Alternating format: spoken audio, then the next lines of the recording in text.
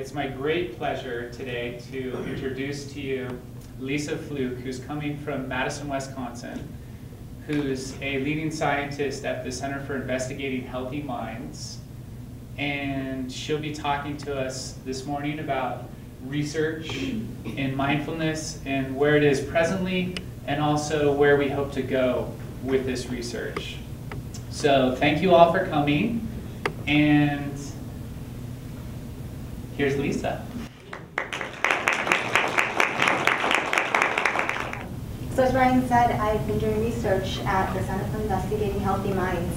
And just to give you a little bit of background about myself, the reason that I came to this work was I had a long-standing interest, as I think many of you do, in promoting well-being for children. And that's probably why you're in the profession. And the reason I got interested in this area in particular is because of my own experiences practicing yoga and mindfulness and seeing the potential benefits. And then really wanting to look at this in a more empirical kind of rigorous way that could allow it to be brought into more schools potentially if it's more evidence-based. And so I started this work when I was at UCLA in my postdoc, and then it's been expanding by working with a group at Wisconsin. And there's many of us who are involved in this, you'll see as we go through. And what I'm hoping this morning is just to share with you about kind of some background on mindfulness, and then as Ryan said, to talk about some of the research that we've been doing with both teachers as well as students. And I'm hoping we'll go on this journey together, and we'll have some opportunities for brief practices. I know that there's an offering later today where you'll do more in-depth practice. But just to give you a sense, because in all this talk, we can talk about concepts and ideas and statistics and numbers, but really it comes back to the experience, like the direct experience. So I'll try to bring that in to some extent. And I'd just like to get a sense of who's in the room this morning. And do you all know each other then? You all know? Okay. Oh, great. And how many of you, so are you all high school teachers? No. How many are high school teachers? Okay. And then how many middle school? Elementary? Oh, okay, terrific. Anyone that I didn't mention? And how many of you have some experience or practice with mindfulness or some kind of mind-body practice? Okay, great. So we have a great mix of people here. And then as we go through, please feel free to ask questions as we go along. I have a lot of information that we can talk about, but I'd like it also to be directed and geared towards what you're interested in hearing about. So I just wanted to start out by taking a minute to notice how you're feeling. I mean, this is a question that we get asked often, but like, do we check in with ourselves once in a while? Like, how am I doing this morning? And now take a minute to turn to the person next to you and notice how you think you're feeling. So I'd like to ask you guys, it sounds like you're still checking in, what kind of cues are you using to find out and figure out, to make inferences about how the person next to you is feeling? Expressions. Expressions, like facial expressions?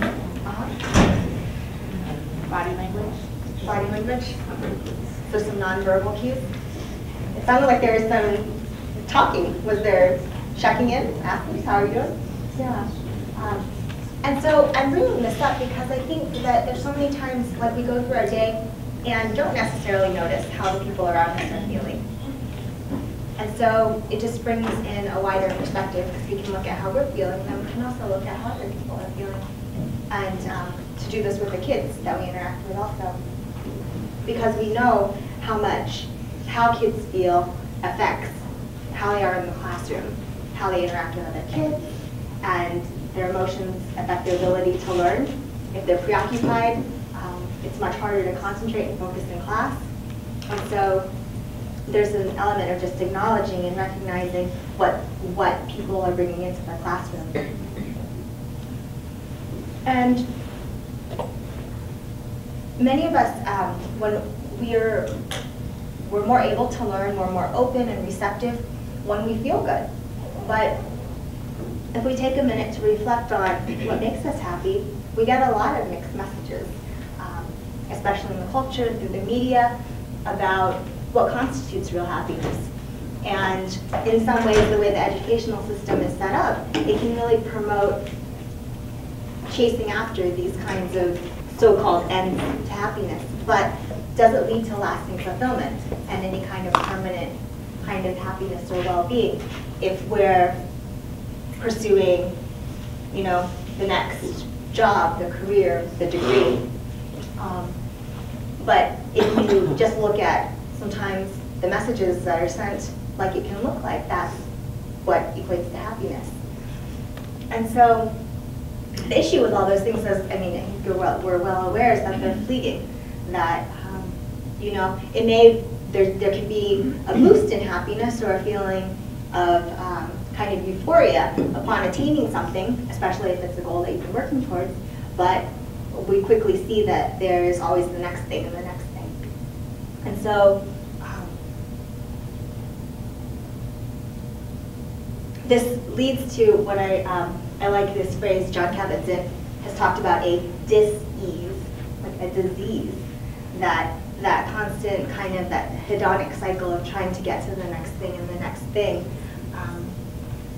There's a stress and an intrinsic unsatisfactoriness of always seeking some other state or condition in which to feel fulfilled, complete, or happy, imagining that it's not here now, that it's going to be found in some object or something at another time. And in mindfulness, this is sometimes talked about, this kind of mind state of seeking and running in different directions, as the monkey mind. So the untrained mind, where there's a lack of control that underlies considerable psychological suffering and pathology. And so I just think this is a nice depiction, like how many people can relate to this, like having a mind that feels pretty full of different thoughts and worries. What some of these kinds of contemplative practices offer is a different way of being, a different way of relating to our experience. And not that we can't have thoughts or feelings or desires, but that we can see them for what they are. And in authentic well-being, it's not contingent on the presence of a pleasurable stimulus. That means, though, it doesn't depend on getting something, and it doesn't depend on feeling any particular way. And it's not based on grasping at objects and events as the sources of that kind of fleeting pleasure. And so there's sometimes a distinction that's made between eudaimonia and hedonia. And so eudaimonia is more of the sense of contentment and just kind of a calm, like a satisfaction. And then hedonia is more of that intense kind of pleasure that we might crave and seek after, and like a kind of association is like Las Vegas, you know, like the next hit. I'm looking for that. And I think this is, we've heard, you know, sayings like this, but satisfaction is less a matter of getting what you want than wanting what you have and really appreciating what's there already. And the kind of, the cycle with the hedonic treadmill is that when you get what you want, then there can be an anxiety over losing it or having to maintain it, right? Or doing better next time. And so even there's even that underside of actually obtaining things, and actually that kind of the boost that comes from that when you look at, when you start to look at like what happens if it's not there. Can we be happy with or without it? And then an important component of authentic well-being too is the concern for the well-being of others. And so like you guys checked in this morning, and so you looked at how are other people doing, how are the people around you. And I just think this is a really neat literature in science about altruism, that there have been these studies with really young children, infants, like as young as 6 months of age, which is not on here, and then of 18 months, and then all throughout development. And we see this innate capacity for caring and concern about others. And so they do these experiments with infants where they have them look at these objects. They're basically like shapes. And one shape is helpful. It helps another object to obtain a goal. and then the other shape gets in the object's way. And infants, you can tell what they prefer and what they're interested in by where they look. And so infants look longer at the more helpful shape. And so this shows kind of an innate predisposition towards helpfulness and altruism.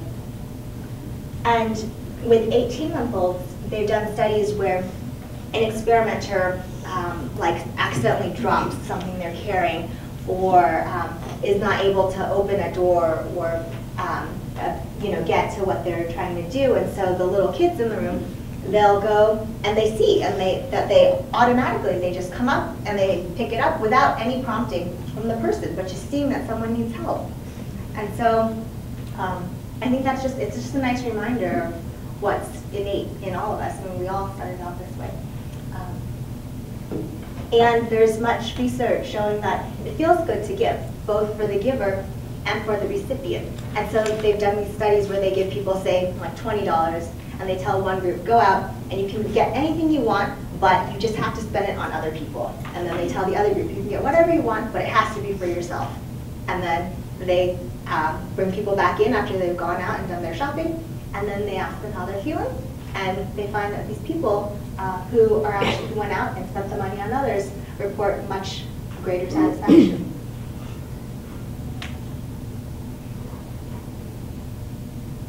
And so there's been, these authors are also steeped in contemplative traditions, and they talked about the literature in this area has been growing exponentially over the past 10 and 15 years.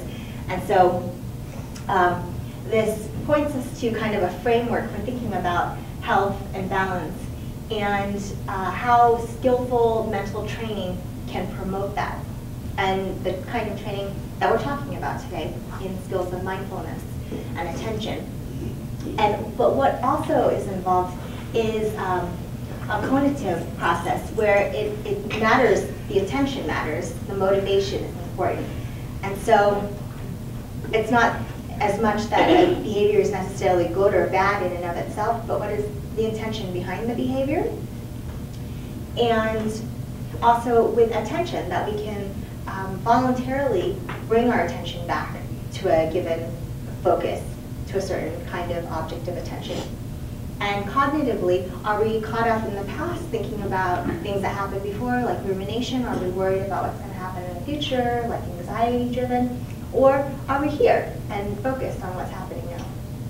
And then affectively, of course, what we talked about with the kind of emotional, the sides of more contentment and calm, satisfaction, and then the eudaimonic kind of affective side, which it can be very intense and driven. And so looking at where's the balance point in all of these. So how do we develop the motivation, the attention, the focus in the present, and a balanced emotional state to really be there for ourselves, for our students, and to cultivate the kind of health that's conducive to well-being? So there's different definitions. I thought I would just put them up here of mindfulness that have been offered. And Jon Kabat-Zinn, who developed mindfulness-based stress reduction, which is one of the most systematized, widespread programs in mindfulness that is out there, defines mindfulness as paying attention in a particular way. So that's on purpose, so that's intentionally, in the present moment. So right now, focusing on what's happening in the room. It feels like your attention really is here. We're in this room right now. And how are we focusing that attention? We can bring attention with judgment, saying, oh, it shouldn't be like that, or it should be different from the way it is. Or there's even judgment in the positive direction. Oh, I really like that. Oh, I want to do that again. I want that more. And so what kind of attention are we bringing to it? Can it be without judgment? Just seeing what's happening as it is. And another definition offered by researchers in this area, and it's very similar, present moment attention with curiosity, openness, and acceptance. So it has a bit of a sense of investigating and some inquiry, like a real interest.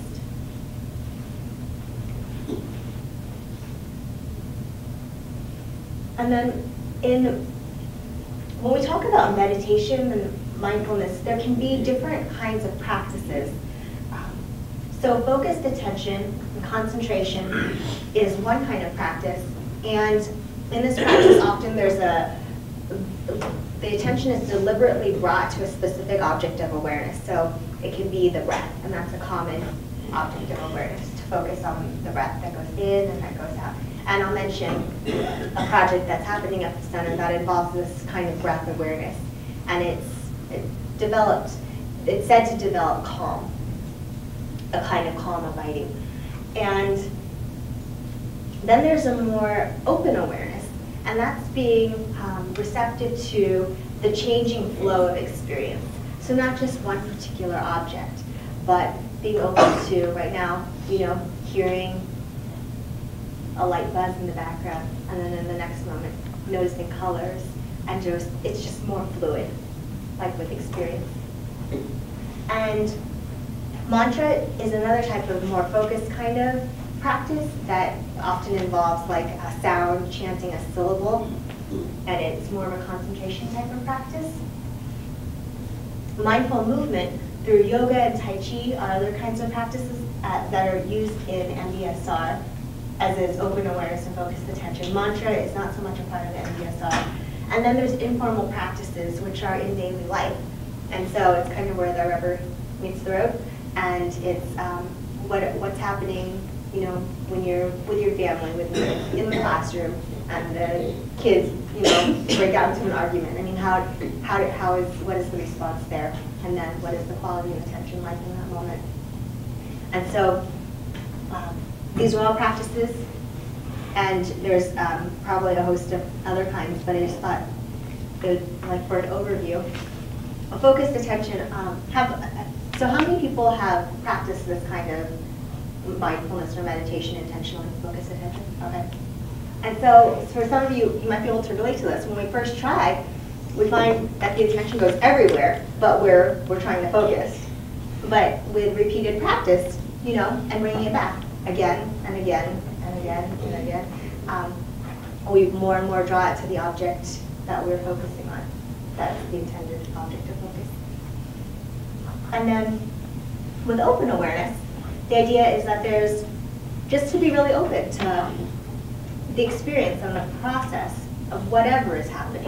And so it's not so much about the content of the experience, but just that there's a noticing of the hearing, of the seeing, of the sensing, like feeling cold, thinking, whatever it might be. It can also include the breathing, but it's wide open. And then another category of practice, so these are just ways to conceptualize some of the different categories of practice, and that we use in both the programs with teachers, with adults, as well as with students, are kinds of practices. And these are sometimes actually clustered under the category of more focused concentration type practices. But they also have an affective component, in that they're really intended to develop positive feelings towards others, like the wishing wellness for others and for oneself. And so we have sometimes kids actually will do these, recite similar types of phrases where they can first bring to mind like a friend, their classmates at school, and with that in mind, wish for them. They can say these phrases to themselves, just inside, or just very lightly, may you be happy, may you be healthy, may you be safe, may you live with ease. And then, you can spend several minutes on any particular person or category, and the idea is that it gradually broadens. So you start with people you know and who already have very warm feelings towards, and then extending it towards people who maybe you don't know as well. So maybe, like at school, maybe it might be the custodian, or maybe someone in the cafeteria who you see, but you don't really know them very well, and maybe haven't really thought about, like, are these people we think about, how are they doing? But we can also wish them well. May you be happy, may you be healthy, may you be safe, may you live in peace. And then we extend it wider, and then go to people who may be actually difficult, and who, for whatever reasons, that maybe we don't get along with as well, or like for kids who they just have a fight with each other. But can you also include them in the well wishes? Can you wish them for them to be happy and safe, healthy, to live with ease?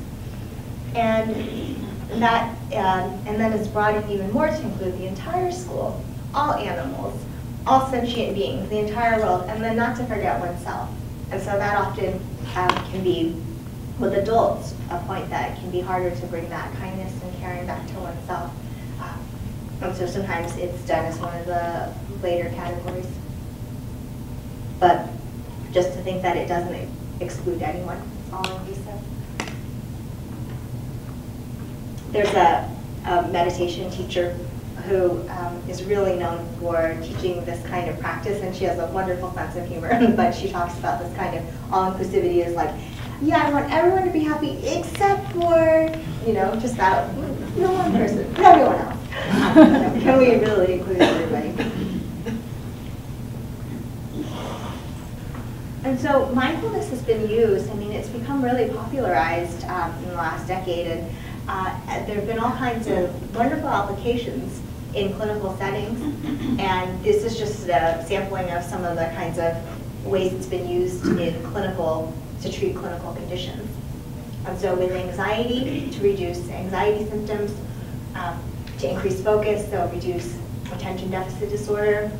It's been used in relapse prevention, and showing that people who go through a mindfulness-based cognitive therapy, that's a specific type of mindfulness-based practice that was adapted for use in this specific population by researchers in the UK, but find that those people who do this have a much lower rate of relapse into depression after a first episode.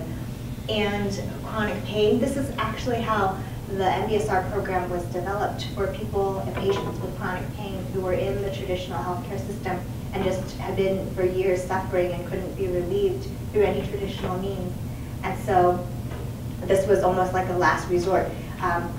They would send people down to the mindfulness, I think at that point, they might have called it the stress reduction clinic or something like that, but they would just send people there as a last resort, like, we don't know what to do with these people, our treatments aren't helping them, can you do something with them?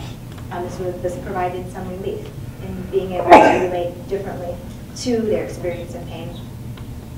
And in psoriasis, they put people in kind of the machines where they expose them to light, and then they've had groups of people who listen to mindfulness instructions and practice while they were doing their treatment, and then other people who just went through the light therapy without any mindfulness instruction, and they found that people who had the mindfulness in conjunction had a much speedier recovery. And then it's been used with eating disorders. One of the treatments out there is called MB-EAT, and it's to prevent or treat or kind of overeating. And with personality disorders, borderline personality disorder is the one that Marsha Linehan developed her treatment around. It's used in clinical therapies and has been around, I think, kind of had a parallel development, maybe along with MBSR, but she calls it dialectical behavior therapy. So it has elements of mindfulness, but is not exclusively mindfulness. It has clinical components too. And then for substance abuse, and one of the driving forces behind this area in substance use and mindfulness has passed, but he was at the University of Washington. His name was Alan Marlett. But one of his students is carrying on to some extent and offering trainings. And so if we just look at kind of what are we seeing overall in terms of what are some of the potential benefits of practicing mindfulness, there's decreased stress and worry, increased sense of well-being and emotional balance, more ability to focus attention, less automaticity, so less kind of reactivity or habitual kind of responding, and more of what's called beginner's mind, so having a fresh perspective and the experience new each time. It also has been shown to promote stronger immune function, more empathic responding, and better relationships that in part are related to more selfless kind of action, more concern for others. And these are this is just a brief summary of some of the research specifically around the impact of mindfulness training and meditation on the brain. And so the takeaway message from this is really that mindfulness shapes both the brain structure as well as the function of the brain, so how the brain works. And we see with mindfulness training increased activity in certain areas of the brain that are associated with positive thinking and emotions. That happens to be the left prefrontal cortex. And then in terms of structural changes, you see increased thickness of the cortex, and especially in longer-term meditators. And the areas where you see the thickening is related to those areas that are responsible for attention and kind of sensory processing. And then more in terms of functionality, there's certain kinds of practices like the loving kindness practices that we were talking about just a little bit ago. Those are practices that really been associated with increased activity in areas of the insula and temporal parietal. So these are areas that are involved in emotion sharing and empathy, and so kind of up here. And neuroplasticity, and this all points to like the way that our brain can change and be shaped constantly throughout development. It's constantly being responsive to input from the environment. And so the old thinking was that by the time you reach adolescence or late adolescence, kind of the brain had developed as much as it could, and then it was all downhill from there. But that's really been shown not to be the case at all, and that we've always known that early in life there's a lot of plasticity in the brain, and that it can form new growths and connections, but then we're seeing that up until, I think, the very last breath, literally, that people's brains are still being shaped and rewired by their experiences. And so it really suggests the ability to deliberately cultivate qualities that promote well-being and that are reflected in the brain architecture as well. And so we've heard this question a lot, like how much practice do you need then in this mindfulness business? So if I want to feel good, how much should I practice? And I mean, honestly, the answer is we don't know. But to achieve proficiency in other kinds of endeavors, you need several hundred hours to thousands of hours. And many of the long-term meditators who they've done research on, especially the neuroscientific research around brain functioning, have been practicing for tens of thousands of hours. They've been called the Olympic athletes of meditation, like the Olympians of meditation. And so, but what's interesting to me about this, the research that's been done so far, is that, so it's not surprising that people who practice a long time could cultivate these states. I mean, it's encouraging, but not everyone is going to spend tens of thousands of hours maybe. But that even with actually as few as 7 minutes, there have been changes. And specifically in doing 7 minutes of the kinds of practice that was the loving kindness and wishing wellness for others, that changed people's responses and their perceptions of other people. They rated other people as more likable, and they also found inanimate objects to be more likable, like lamps. And then there have been other studies, so it's been a spectrum, and I think we're just really at the beginning of learning about what's happening here. But there have been other studies that looked at this training for like 5 days, and they found effects on immune response, on stress response, and in terms of nonverbal abilities that have increased. And then, who knows what happens over years and years of practice, and that's, to investigate. And I think the most important investigation really is the internal one, seeing what happens there. But just that there is a whole range, and there's benefits, I mean, even from short amounts of practice.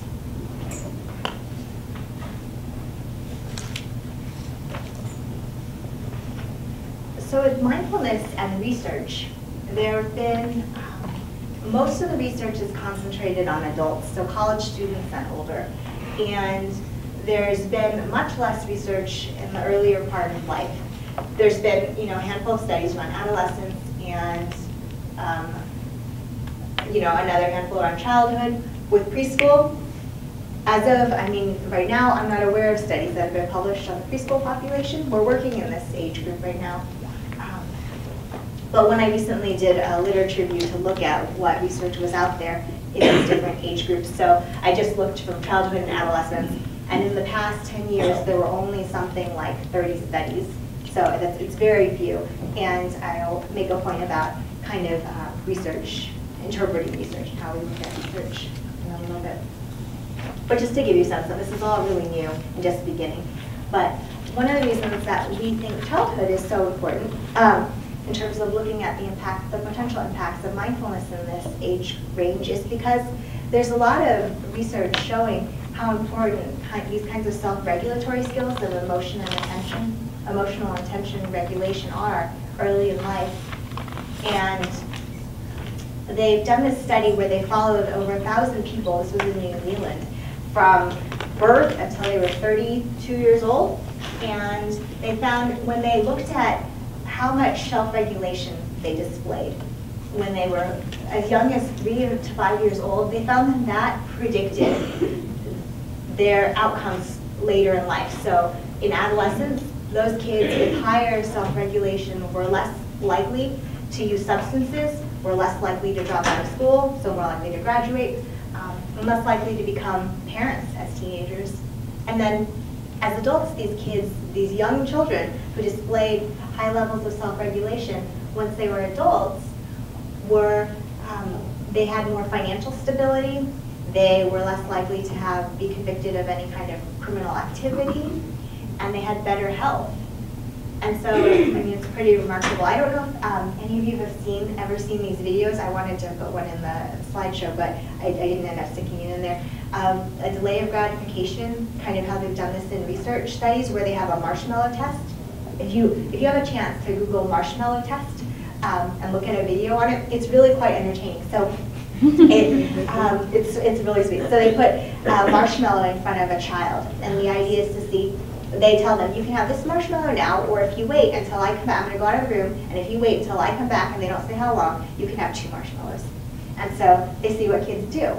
And it's called delay of gratification. And so the strategies that children use to try to delay, there's some kids who will just take it and eat it, right? And there's other kids who really want to wait. They want that second marshmallow. And so they're sitting on their hands, or they're turning away, and then there's a kid who picks it up and he licks it.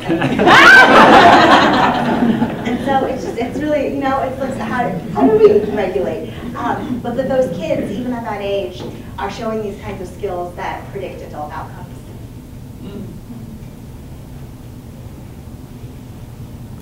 And so I'd like to ask you, and I mean, you all work with kids, so when you see this picture, what kinds of responses come to mind? What thoughts or feelings come up? There's no right or wrong answers. Can you share them out loud? How do they keep them all in their seat? How do they keep them all in their seat? Innocence. Yeah. Innocence. They look expectant. Expectant, And calm. Calm. One kid looks like a mini Captain Kirk. And so, when you see the picture, what's the response that it elicits from you? Like, what feeling does it generate? Fear. Fear? Because they look really scary. Happiness. Happiness? Sweetness? Yeah. Cute. Cute. They're waiting for the next one. Cute. Yeah. So I see a lot of smiles. So that's kind of the, yeah. You see the kids in there? Oh, and so the question that you know, like I think is worth thinking about. So what happens when they are in there? Like, how do you feel when you see this picture, right? Serious. I felt the energy drop. Mysterious. Very serious. Tension. Yeah. And so, I mean, right? All of these people in the bottom picture were at some point little kids. And then all of these little kids will someday, well, hopefully they all grow up to be adults. And so it's like, in what way will they express themselves in the world? And you all have a major role in shaping that, clearly. And I just think this is an interesting contrast. Like if you think about this in conjunction with the images, You know, like you see these kinds of rules plastered all over classrooms in elementary schools. And so, like, what would happen if, like, we really took these seriously and had these, like, in businesses, you know? Places of work. We listen to each other. Hands are for helping and not hurting. We use I care language. We care about each other's feelings. And we take responsibility for what we say and we do.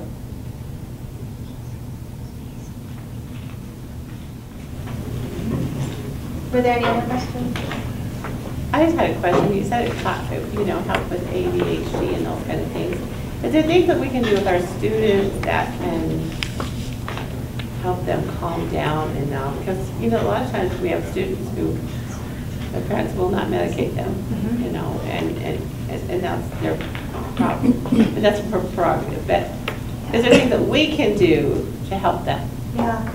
And, little things, exercises, anything like that, that can help them calm down enough to be able to do what they need to do. Sure. I'll talk a little bit about some of the exercises, practices that we do with the kids. And also, I'll also be talking about the work that we've done with teachers. And I think to not underestimate the role of like what you bring into the classroom too, just as like they're, you know, the teacher in the classroom.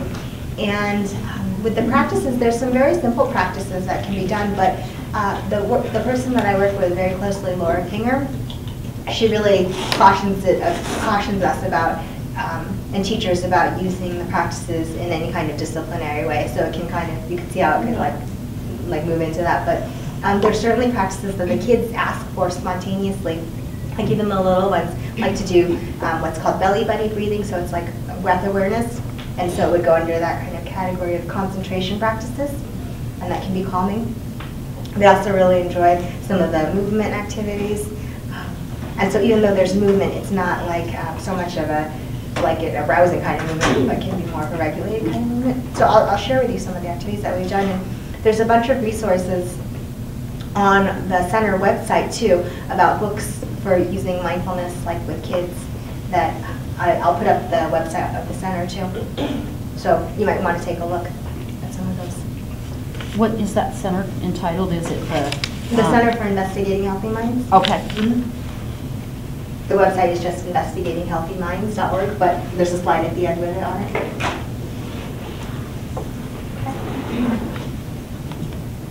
And so just to kind of transition into talking about some of the work that we've been doing and what motivates the work, especially around education that we've been doing at the center, is looking at just the interconnectedness of all of us and understanding that health, if we're to take health seriously, that individual health is connected to societal health and the health of the entire planet. Like that they are truly interconnected, and trying to achieve one without the rest, I mean, is only addressing part of the picture. And so we see these kinds of practices as being a way to really, like through individuals, affect like the whole. And in education in particular, there's so much potential within the educational system. I mean, that can go, you know, it can be used really to shape children and the way that they are in the world. And that I think we do a much better job at some, you know, may debate it, but of educating like the cognitive faculties and like how to get knowledge and how to, you know, like go about being, you know, like having a career in this world and those kinds of more kinds of tangible qualities. But in education, we put much less focus on generally, especially in the public school systems that I've worked in, where there's much less emphasis on kind of social and emotional development. Although we've seen the importance of these kinds of qualities, including self-regulation, and I think more and more it's becoming embraced, and maybe here in Sun Valley, it could be a lot more progressive. But I think that still as a whole, there could be much more that we could do to serve our children and teachers in this way.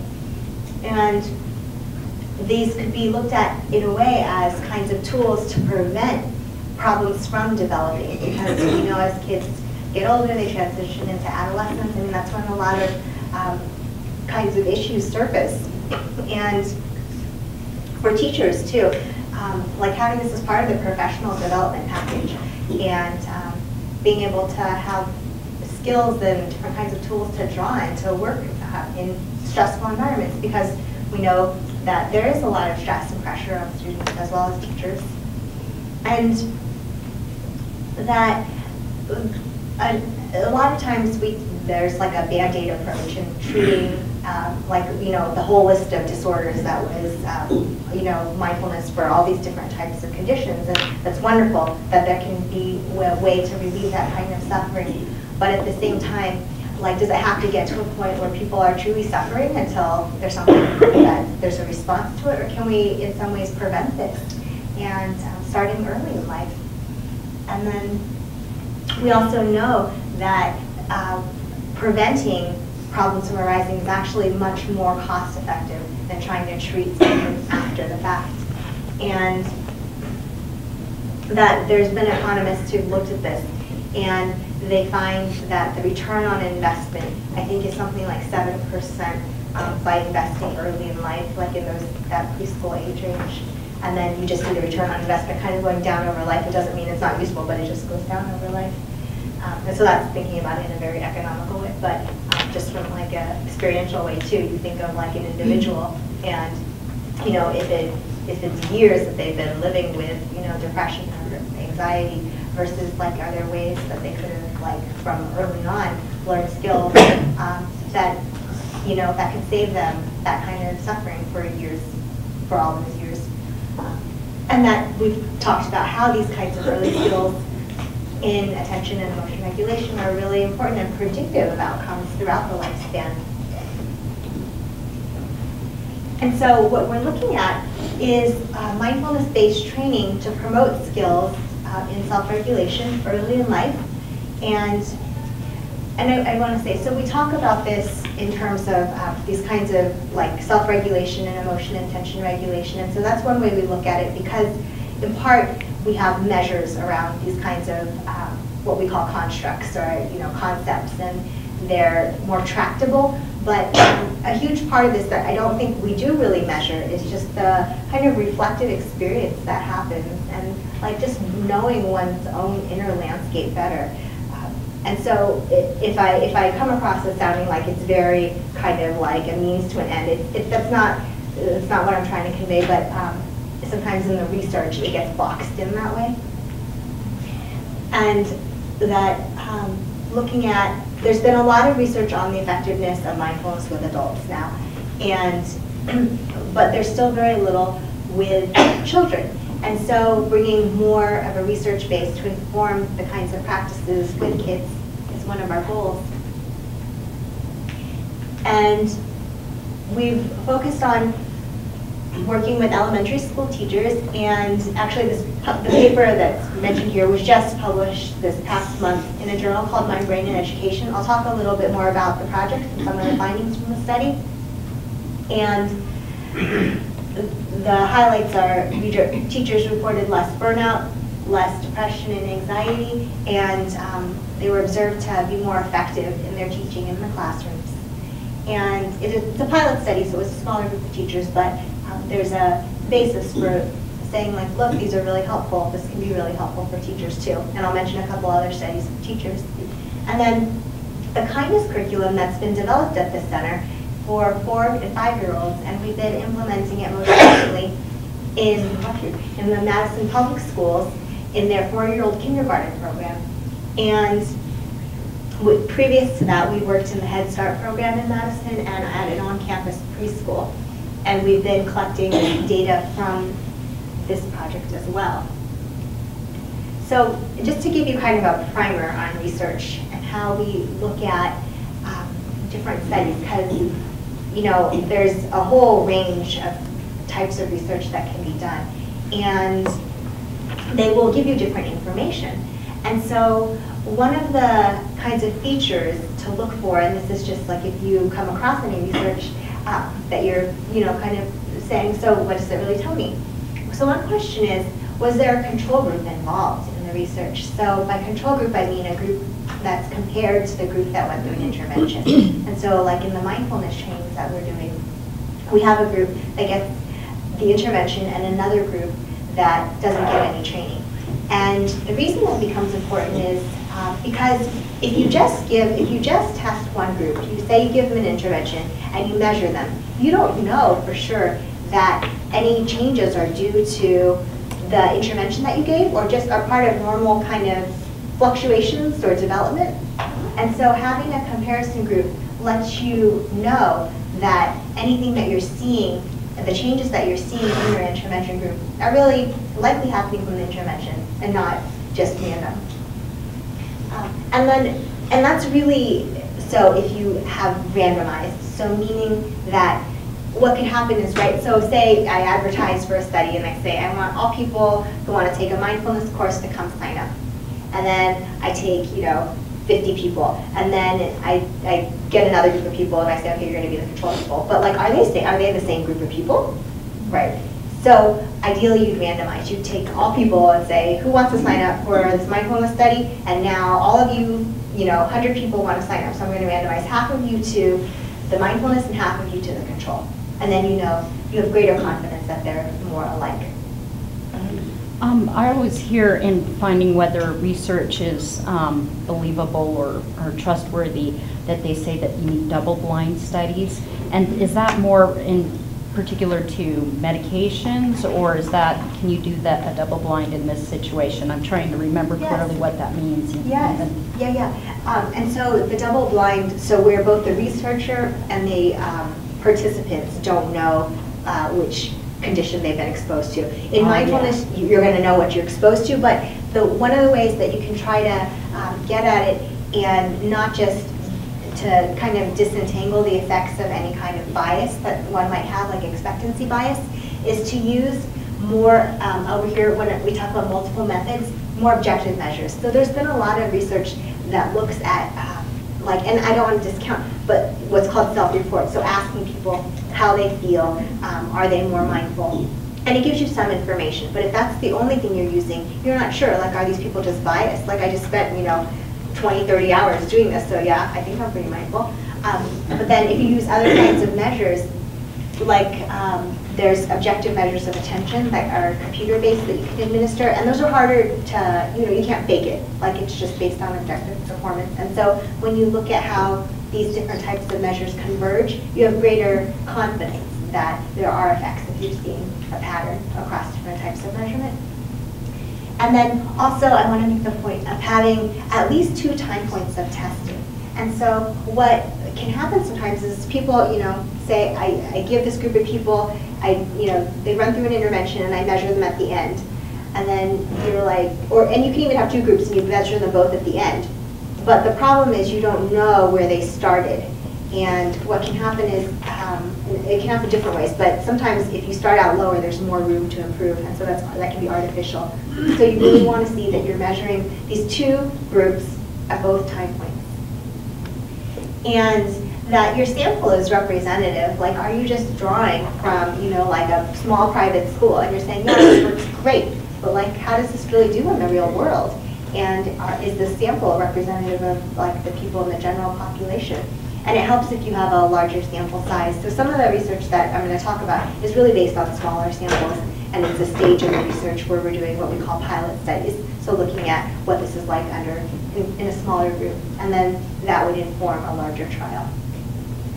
Any questions? I know it's a lot of. So basically the double blind is more like if you have a placebo pill and then the real pill. So it can't be really replicated in this kind of study because it's subjective. Yeah, but you could have I think the closest maybe to double blind you could try to do where you have another type of intervention that's you think is helpful, and you just randomize people to it, so it's an active control condition. But they still know what they're doing. Right, yeah. They're aware. Yeah. So with the study with teachers, we had a group of 18 teachers, and they were randomized to the training group or a control group. And the teachers in the training group went through 8 weeks of a modified mindfulness-based stress reduction.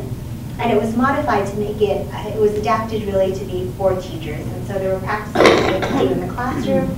And the practice, in a typical MBSR course, they're asked to do a home practice for 45 to 60 minutes each day, I think for 6 days of the week. With the teachers, we understand the other kinds of demands they're juggling, and asked them to, actually gave them a selection of different lengths of guided meditation where they could choose from 15 or 20 or 30 minutes that they could choose based on what else they had going on in their day. And we asked them to record what they were practicing and how long they were practicing each day. And the teachers in the control group then were offered the mindfulness training after the study had ended. And all of the teachers did testing before and after the training period. Even in the control group, they weren't trained, but they got tested at the same time points. It included self-report measures, computer tasks, which are more objective. They did saliva sampling, and what we were looking at in the saliva is a hormone called cortisol, and it's related to stress. And so higher levels of cortisol, well actually, the cortisol follows a slope. So it starts out high during the day and then decreases. That's a healthy profile where there's a slope in the cortisol over the course of the day. If you were to measure someone in the morning, in the afternoon, and at night, you would see a decline over the course of the day. But where you have patterns that are not healthy physiologically, where people are overstressed, either depression or post-traumatic stress disorder, you'll see what's called hypocortisolism, and so it's just flat and it's low all day, like it just never peaks, like the body isn't getting geared up to kind of go into the day and meet the demands of the day, or it can just be excessively elevated and constantly raised. And so that's really taxing on the system. And then teachers, these teachers were really amazing. They even let us come into the classroom and observe them teaching, and so we had raters go through a standardized rating system, and they went into the classroom. I think it was 2 days for about an hour each day, and they watched teachers in the classroom, and we're rating them on this measure called class, which codes different kinds of teaching behaviors.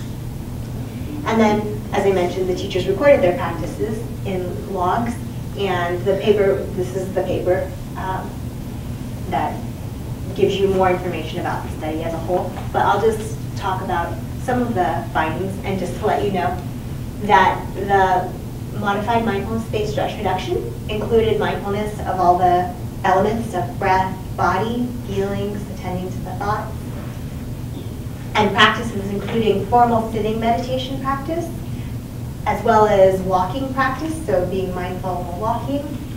So there was some mindful yoga, the loving kindness practices, and then informal practices, which we learned that teachers were actually using the informal practices quite a bit. So in their classrooms, when they were with students, they would just take a minute or two to just check in and see like what was going on with them, and to be present in that moment.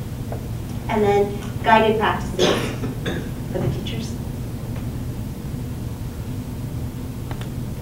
And so I thought we would take a moment here to do a practice, a brief practice that some of the teachers do.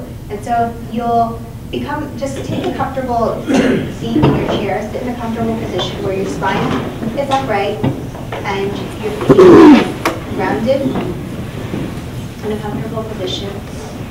And if you're comfortable with it, just close your eyes, let your hands or arms relax,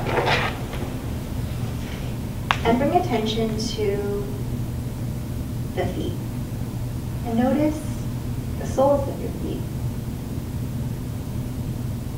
Any sensation.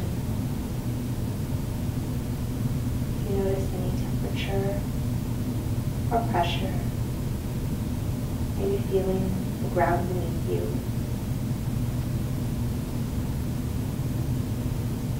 And take 3 breaths as if they were coming through the bottom of your feet into your lungs.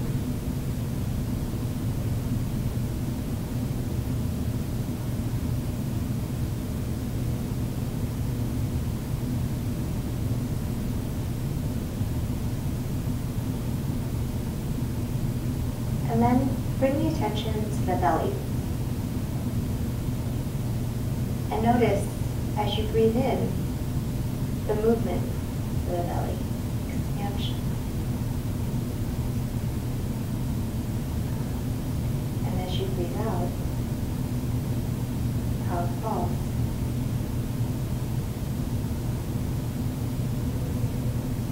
Take 3 breaths in, noticing the movement of the belly.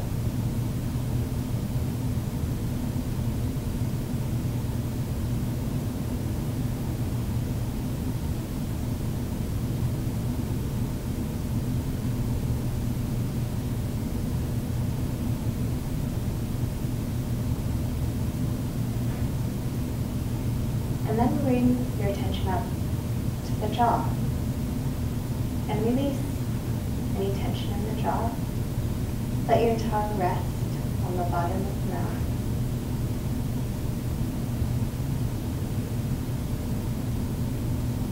And relax your eyes.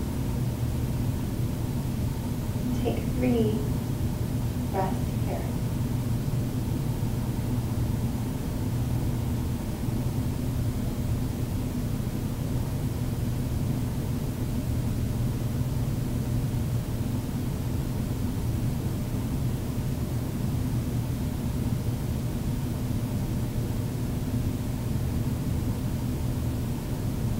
And as you're ready, open your eyes. You don't have to focus your gaze on it. Relax. And gradually orient yourself back to the room.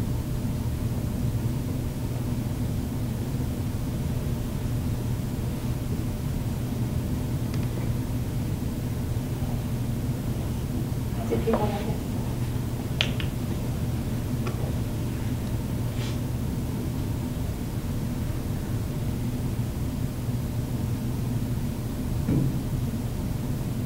Was panting, having a lot of coffee. Heart pounding, noticing palpitation.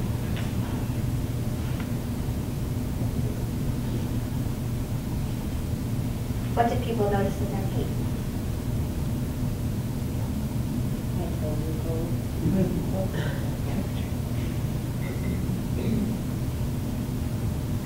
Were there people who didn't feel anything? Sometimes you don't feel anything.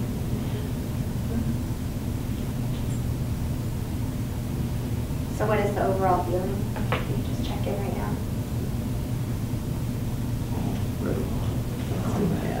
Relaxed. Grounded. Grounded. And so we spent just a few minutes on that. And so that's accessible to you at any time during the day. And this was one of the practices that teachers in the study mentioned as being really helpful. Yeah. When you say to breathe, do they mean like deep or just It could be kind of a little slower. Yeah. But you don't have to exaggerate. You could feel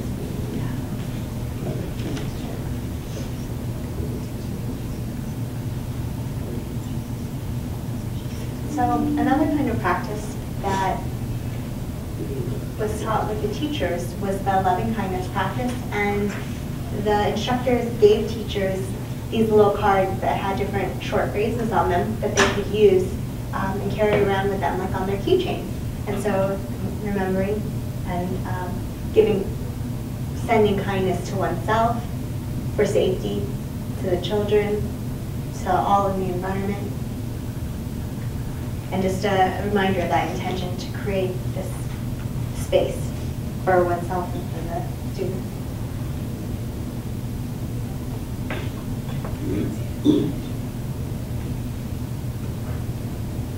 And in terms of some of the kinds of outcomes that we looked at with teachers, we asked them, this is from a scale on burnout. And what I find so remarkable, and this particularly speaks to teachers' sense of efficacy and that they're doing something meaningful and that they feel good about what they're doing, like they're accomplished. And you see this pattern. There's 2 lines. There's a blue line that's a little darker, and then a line that's a little more pinkish purple. The blue line that goes up a little bit is the group that went through the mindfulness training. And the pinkish line that slopes down a little bit is the group that didn't get any training. And the intervention group actually increased in their sense of personal accomplishment over this 8-week training period. Whereas the control group, that's an almost significant value where they were really actually feeling less accomplished over that time. And so, yeah. What time of the school year was the 8 weeks? This happened in, it was the fall. So it started in the late fall and then ended in the early winter. Kind of midway through, part of it, yeah. And really suggests that like this could be what's happening in classrooms, typically with teachers, and that is kind of the pattern without any other support. Is there a reason the control group started a little lower on the person with accomplishment feeling, or is that? Where they started, so you're looking here at the pre section, and then post is right here. At the pre, they were comparable. There weren't differences in between the group. They, the small differences in the measurement, that could just be due to chance. But when you look at it statistically, they're comparable. So there wasn't, maybe you took some teachers that were feeling burnout and I need help, and so they were maybe a little lower than. Yeah, I think that's certainly the case where that can happen. In this particular measure, the teachers were comparable in both groups. And I'll talk about cases where we look specifically at the kind of where people start and how that relates to how much they change with the students. Are those bracketed, the line of statistical significance?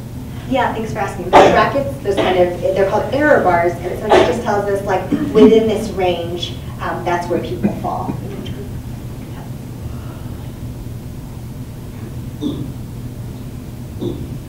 And then this is their report, and so this is one of the limitations of having a small sample size, because you can see the error bars start to overlap at post-test. But we do see a significant decrease in psychological symptoms, so that means teachers are reporting here on anxiety and depression and saying that they're experiencing much less of that over the course from before to after the mindfulness training, whereas in the control group, the change wasn't significant. And again, there's a separation at the start. Yeah, and that's typical in kind of measurement. They won't be exactly the same, but what you want to look at is, do they differ significantly? In the change. In the change, but do they differ significantly at baseline? Because even if you randomize, sometimes it can happen that they differ, and then you want to control for that statistically, but in this case, they don't differ at baseline. And so then we say, okay, then they're pretty comparable. So let's look at how they change. And then this was a task on a computer of attentional bias. And so the participants were shown words. They were either positive or negative or neutral kinds of words. And they had to press a key each time they saw a word. They were presented in pairs, so like negative and neutral words were presented together. And then teachers had to press a button every time they saw a negative word but not a neutral word. And so one of the ways that errors on this task are measured is how many times they pressed a button when they're trying to press it just for negative words, but how many neutral words they pressed the button for. And so it shows what's considered a bias in attention. And so they're saying that more words are negative than they are. And so what happened over the course of the training is that the intervention group was less likely to make these errors of commission. And the way that clearly a computer task is very different from a classroom environment. But a possible link is that you think about all the kinds of ambiguous events that happen in the classroom and how sometimes we can attribute them to be negative, but maybe they're just neutral, just what they are. And so in this task, teachers showed less of a tendency to say that neutral words were negative.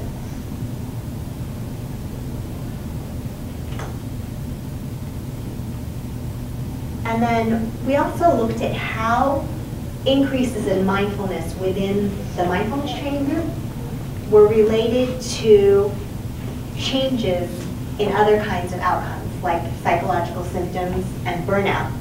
And what this is showing is that those who showed a stronger increase from time 1 to time 2, that's on the bottom axis, the horizontal axis, this is a measure of mindfulness that's self-reported, and those teachers who showed a bigger increase in mindfulness over time actually showed they had fewer symptoms of depression and anxiety from pre to post. So that increase in mindfulness was related to a decrease in psychological symptoms. An increase in mindfulness was related to a decrease in burnout. So it does seem to suggest there's a link there, that there's something happening between the level of mindfulness and reductions in stress and burnout.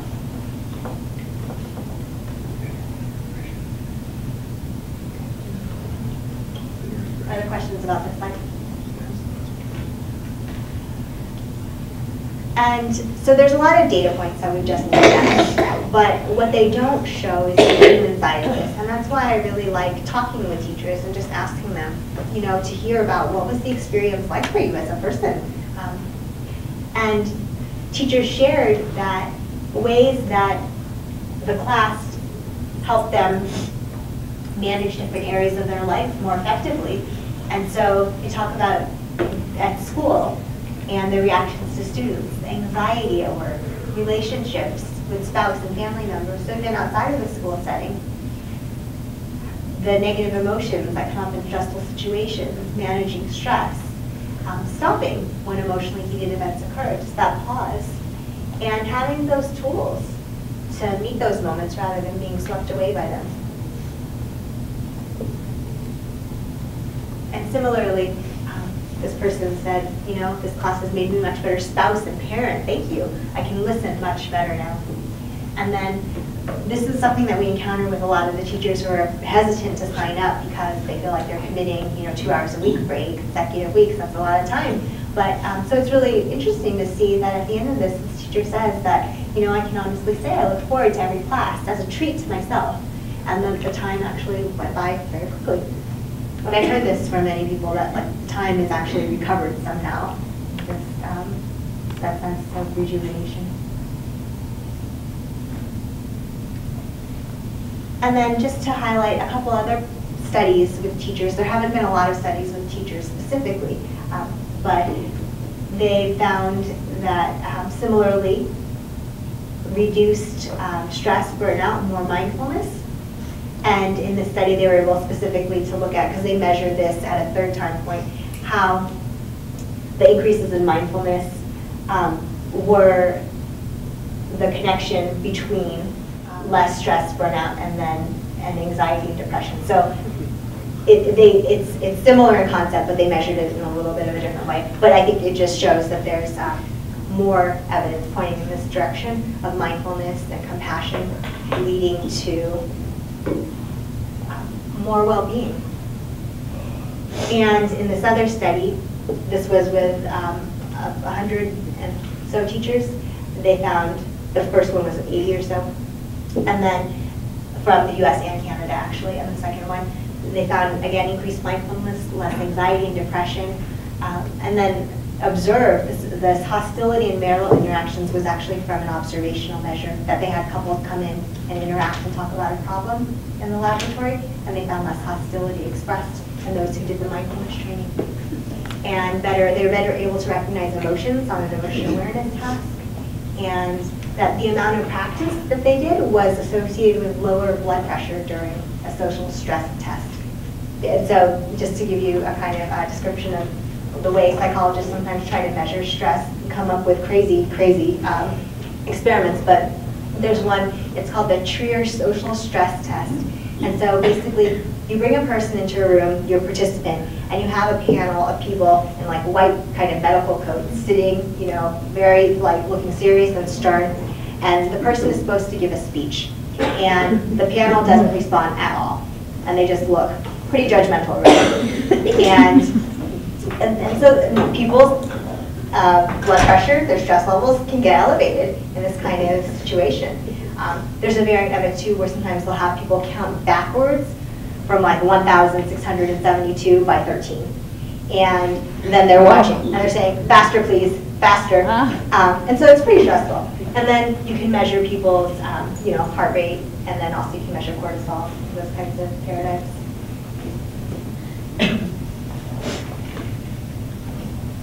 So,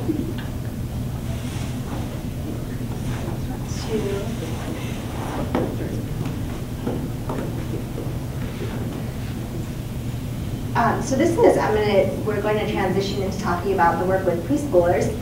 And this is an activity that we do with the preschoolers. And so if you can raise your hand, and then I'm going to raise one hand. You guys are actually taking a little raising hand. And when you don't hear the sound of the bell anymore, put your hand on your belly, okay? So right here.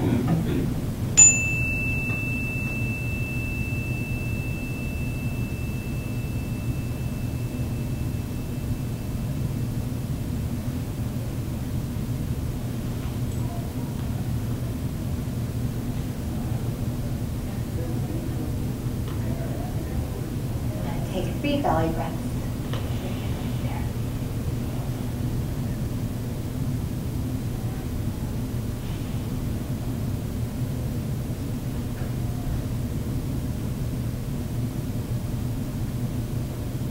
And if you have your eyes closed, you can open your eyes. And so this is one with the kids that's introduced at the beginning of each lesson.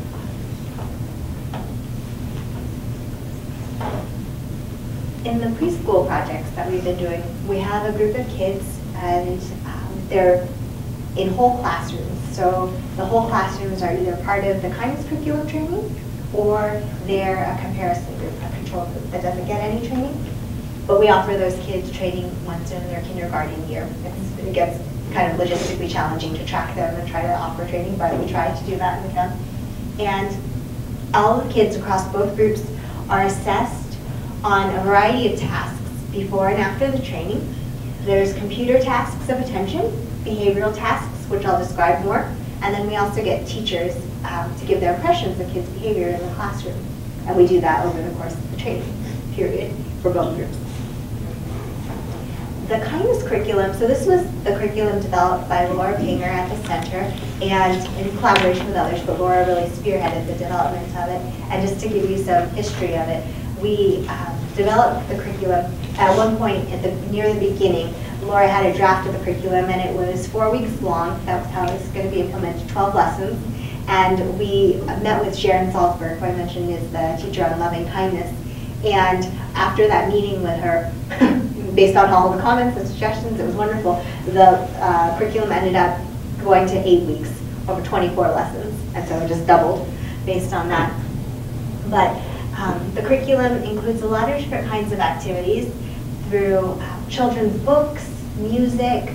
There's different, they make different like props, kind of more hands-on tangibles for the kids that they use. And there's movement to really engage them in all different kinds of sensory ways. And the theme of the curriculum, it follows along the ABCs, and because these are 4-year-olds, they're learning their alphabet. And the ABCs, they stand for different aspects of practice. And so there's attention, bodily awareness, the caring practices, recognizing our interdependence, our emotions and how they impact others, forgiveness, and also gratitude and generosity. And the loving kindness, as part of this, each day when they go in to do the lessons, they're in there. So I mentioned that the curriculum was implemented over a 12-week period of 24 lessons, and that was in 2 settings. And then based on getting feedback from teachers, it was changed. So there's still 24 lessons, but currently the implementation is over 12 weeks. So the feedback from teachers has been a really important part of this because they were saying, it's going really fast. We want more time to kind of absorb this, and so it's spaced out to have 2 lessons over 12 weeks. And each lesson is about 20 or 30 minutes. And so each time that the instructors are in the classroom, they're setting this intention. May all things that I think, say, and do not hurt anyone and help everyone. And these are specific ways that the kids, they talk about how to be helpful by playing fair, helping others, planting seeds of peace as an activity that they do. Oh, and that was the bell. So we could do a different practice. I think I'm going to save it till the end. This is a belly buddy. It's a little stone that the children, this encourages awareness of breathing, and so they put it on their belly, and then they take mindful breaths and are noticing the movement of the little stone. And then these are examples of some of the books in the curriculum.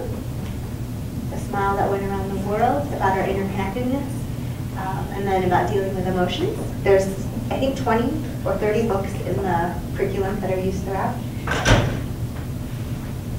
And this is an example of a mind jar.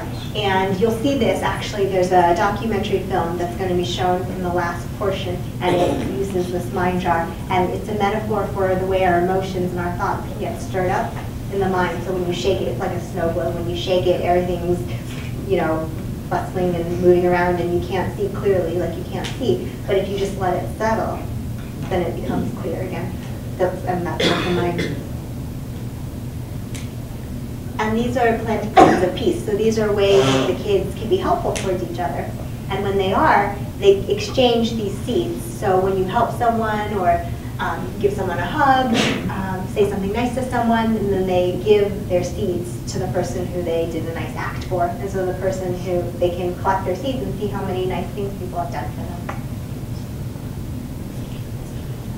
And these are the little bracelets that they get at the end that have all the different letters for the practices that they've learned. And so teachers report on kids' behaviors in the classroom around their pro-social behavior and their emotion regulation. And what we see is an increase in the kindness curriculum training group compared to the control group over that 12-week period. And then this is another kind of task that's done on a computer, and it's a measure of what are termed executive functions, and this one is cognitive flexibility. And so you use this like when you're transitioning or going between different activities, you're having to shift from one thing to another. And so in this case, they're having to sort the same object either by its color or by its shape. And they're trained to sort along one dimension, like color, and they practice sorting just by color. And then they switch over, and then they need to start sorting that shape by a different dimension.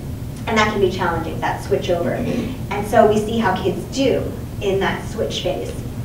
And what we see is that the kids in the kindness curriculum training group are better able to make that switch. They are more accurate, and they're faster in their response time.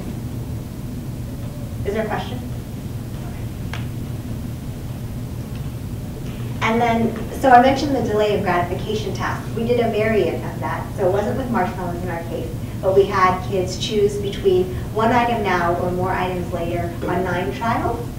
And what we saw was that kids, and this was specifically in trials where there was more, when there were more items. So when there it was 1 versus 2, 1 versus 3, or 1 versus 5. You can have 1 now or more later. And when it was 1 now versus 3 or 5 later, they chose the delay option more often in the kindness curriculum group. And then this is a task that we developed for the study, and it's based on some of the economic literature.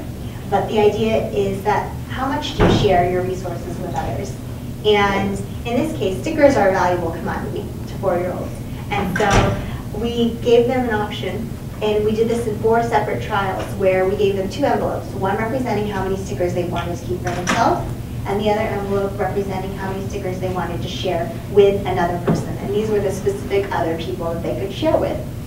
A friend, this was someone they identified in their class who they liked to play with, someone who actually they didn't like to play with in their class.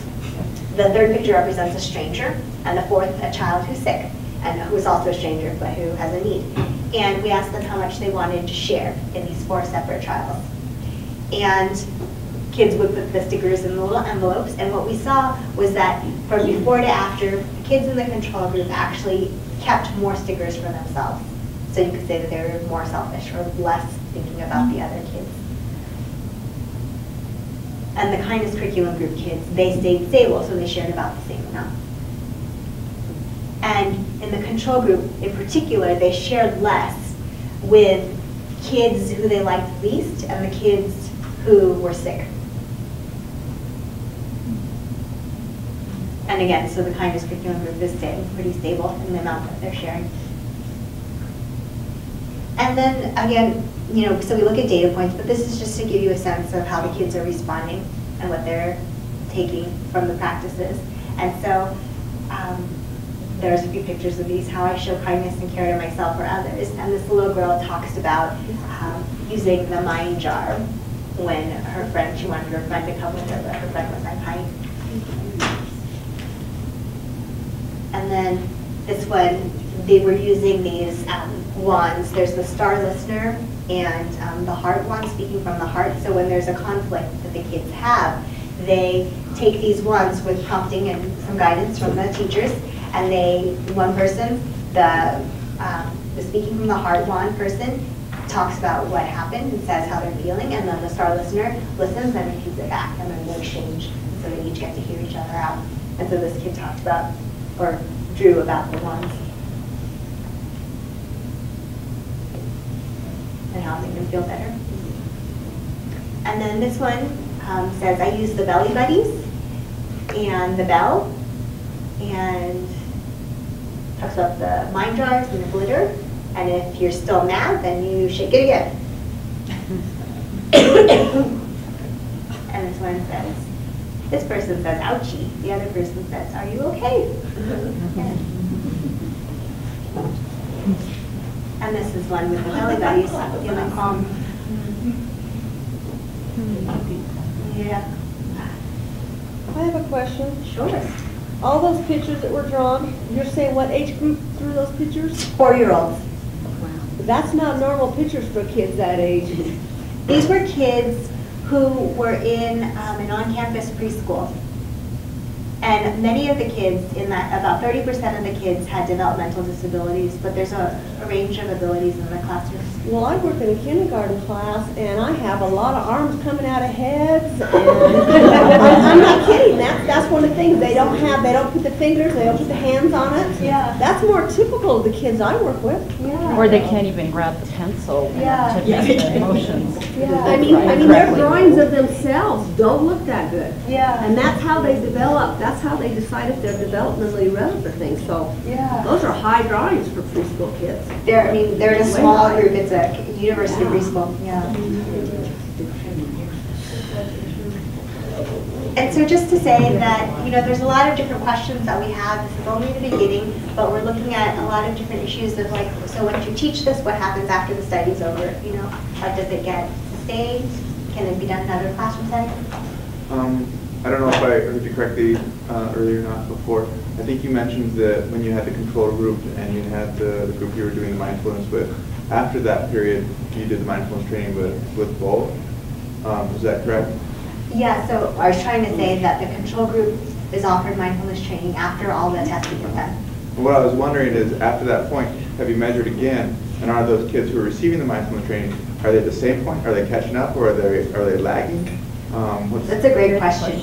We haven't offered them the training yet. So what's going to happen is, so we did pre and post testing, and then we actually have a third point where we're measuring kids once they start kindergarten, and we actually just finished that in this other study that we're doing. And after that, we don't have plans to measure them again, but it would be a great thing to address, like what happens with those kids. And this is just from a feasibility, practicality standpoint. But it's possible to do it, we just didn't build it into this particular study.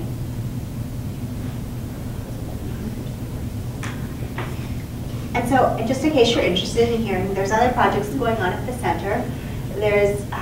We're expanding and doing the study with the 4-year-olds across 2 cohorts. We're in the 2nd year of this study, and so we'll have a total of about 200 kids across these 2 years. So that will give us more information and better sample size to be able to look at the effects of this kind of training. There's also training happening at the center with middle school students, and they're using video game platforms, so using an iPad.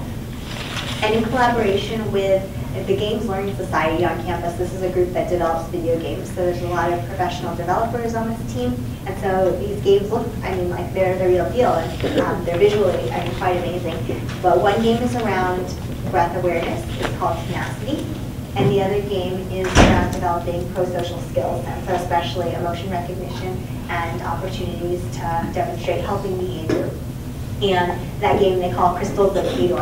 And the premise of it is that this robot is dropped into an alien planet and has to learn to read their emotional expressions. And it's based on the kinds of facial coding that's been done in the psychological research by Paul Ekman. And so they have aliens who are like demonstrating or expressing these different expressions that the adolescents would need to pick up on. Are those games available? They're not available yet. We're right in the middle of doing the research on it, and so about 160 kids will come in. They'll be scanned before and after, and they're assigned randomly to one of these 4 groups, either one of the 2 that I mentioned or 2 control games. And I think the idea is to get the research on it, and if they're helpful, then to try to distribute it more widely. But there are a bunch of apps. available around like mindfulness for sure.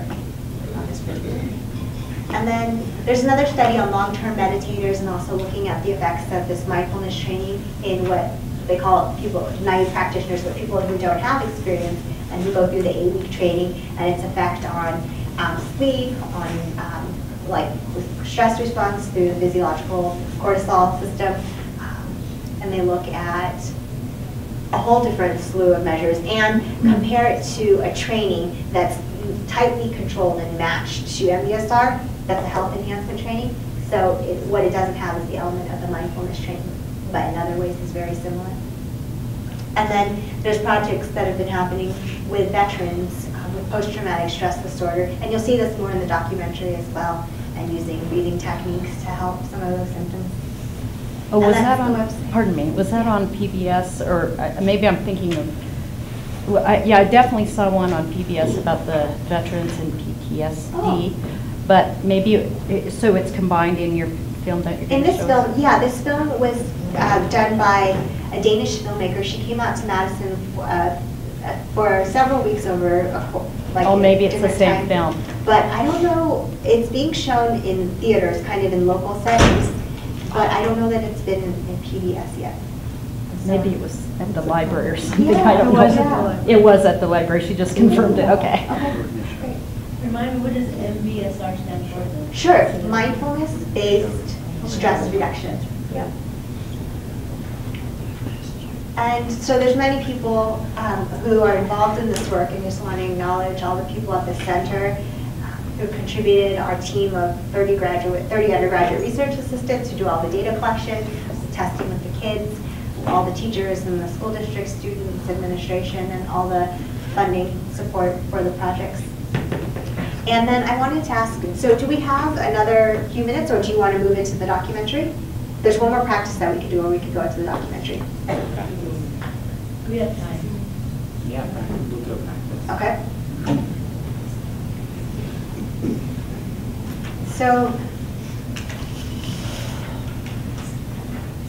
in this one, this is a practice on relationships, and I'd like, if you could just sit face to face with someone near you. So everyone has a buddy, okay. So look at your buddy.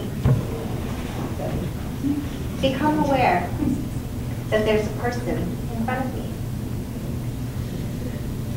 a fellow human being, just like me.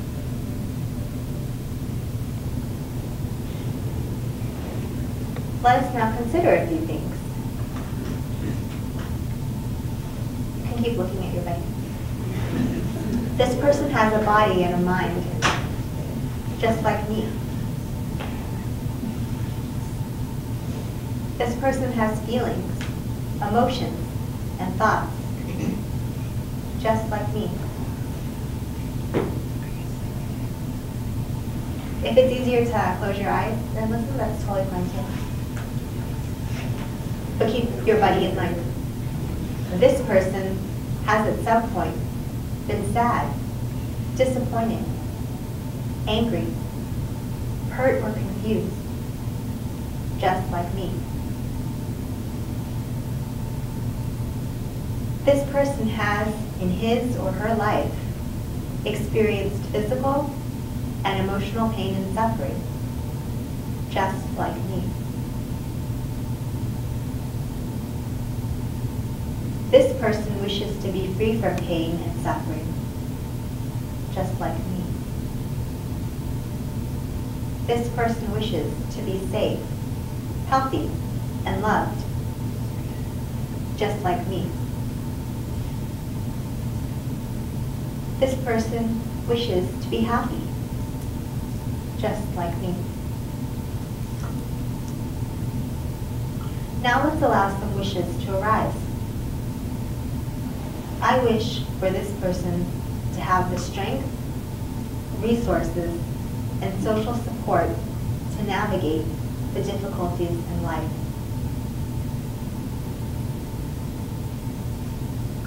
I wish for this person to be free from pain and suffering.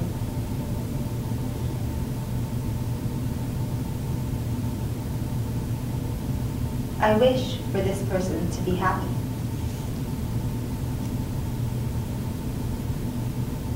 because this person is a fellow human being, just like me.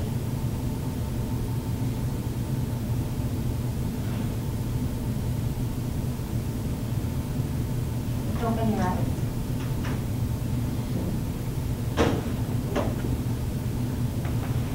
And I want to ask, how did that feel? Connected. Connected? You feel compassion? Yeah. And how did it feel to know that someone else was wishing those things for you?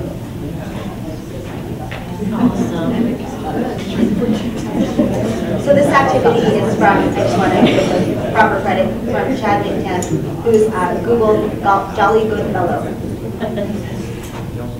And so this is a practice around compassion and recognizing our similarities.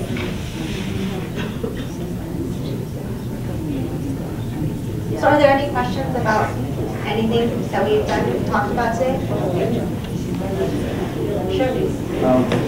With this activity and the earlier activity where you're just checking with people around you, to me it seems human nature when somebody is looking at you, especially if you don't know them well, people naturally want to talk to each other because it makes you uncomfortable. Somebody's looking at you carefully, closely, and not engaging with you.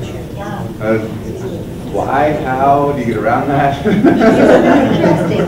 Did other people notice that too? Maybe it's something to do with our culture and personal space, and we're not supposed to look at someone directly and be this close. For too long. There's an intensity to it.